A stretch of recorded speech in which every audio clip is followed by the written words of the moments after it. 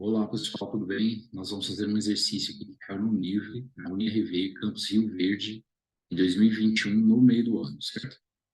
Ele fala assim: em tempos de pandemia, o Brasil enfrenta desafios extras devido à sua extensão territorial. Em 2021, a alta demanda por oxigênio fez com que instituições públicas e privadas se mobilizassem para otimizar a logística de transporte e reabastecimento de cilindros de oxigênio hospitalar.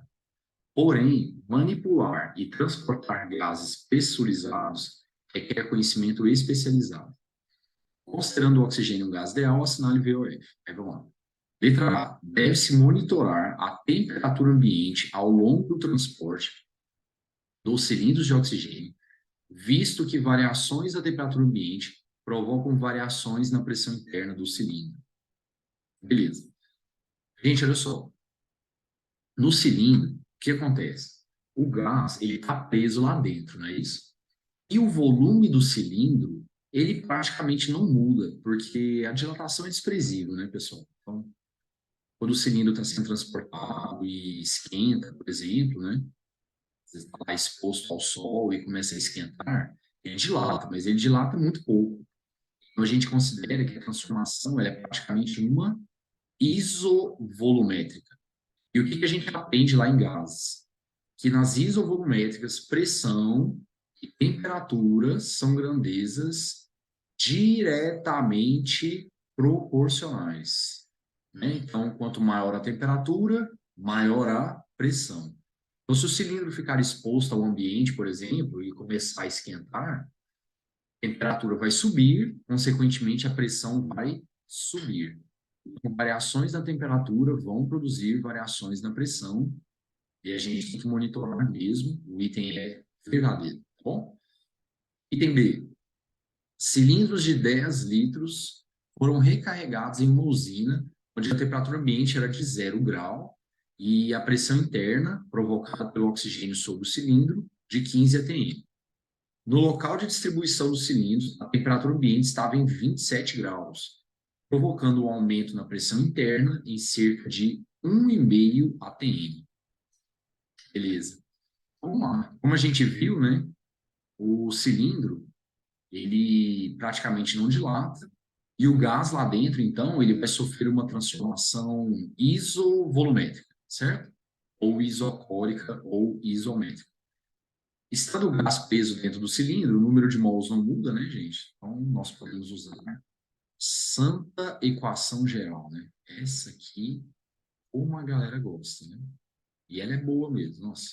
Essa é boa. Mas lembrando que a gente só pode usar a equação geral quando o número de mols for o mesmo, né? Então, quando o gás estiver preso. Tem muito aluno que bate o olho no exercício e, nossa, gás. Equação geral, Pivot-Popoff. Não, não é assim, não. Você só pode usar quando o número de mols for o mesmo, tá bom? Beleza, aí eu vou cortar o volume aqui, porque é uma isovolumétrica. Pressão inicial, 15 sobre temperatura inicial. Lembre-se que tem que ser em Kelvin, né? 0 graus Celsius vai dar 273 kelvins. Isso aqui vai ser igual à pressão final, que é a pergunta da UNRV, sobre a temperatura final.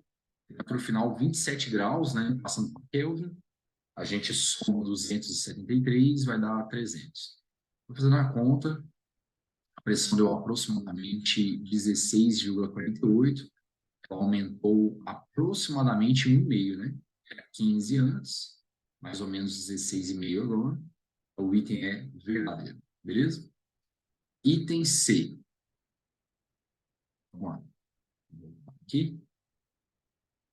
Cilindros de 20 litros foram recarregados em uma usina onde a temperatura ambiente era de 0 e a pressão interna provocada pelo oxigênio, blá, blá, blá, blá, blá, 15 atm. No local de distribuição dos cilindros, a temperatura ambiente estava em 27, certo? Provocando um aumento na pressão interna de cerca de 1,5 atm. Pessoal, vocês viram que o item é o mesmo? E não tem conta para fazer aqui, gente. Porque é uma transformação isovolumétrica, então o volume vai cortar, né? Se o volume do cilindro vai cortar, então não depende do volume. Então, se o cilindro tinha 10 litros, como no item B, ou 20 litros, como agora no item C, A pressão final, ela vai dar a mesma coisa, certo? Se a gente fizer o cálculo, vai cortar o volume, e o volume não faz diferença nenhuma, e a pressão final vai dar a mesma coisa, tá bom? E o item é verdadeiro, certo? Já o item D. Cilindros de 20 litros foram recarregados em uma usina onde a temperatura era zero e a pressão interna provocada pelo oxigênio 15 atm, certinho? Você vê tudo igual. No local de distribuição dos cilindros, a temperatura ambiente estava em 27 graus Celsius, provocando um aumento no número de mols de oxigênio. Não, gente. É um recipiente perfeitamente vedado, né, cara? Se é um recipiente vedado, não entra gás, não sai gás, não acontece nada. Então, o número de mols não muda, certinho? O número de mols não muda. O que muda é temperatura, pressão, certo? Que nós chamamos de variáveis de estado. Agora, o número de mols do gás não muda, não, certo? Não entra nem sai oxigênio. Então, o item é falso. Uma questão tranquila, né? Essa daqui. Beleza? Espero que todos tenham entendido, todos tenham gostado. Bons estudos e até a próxima.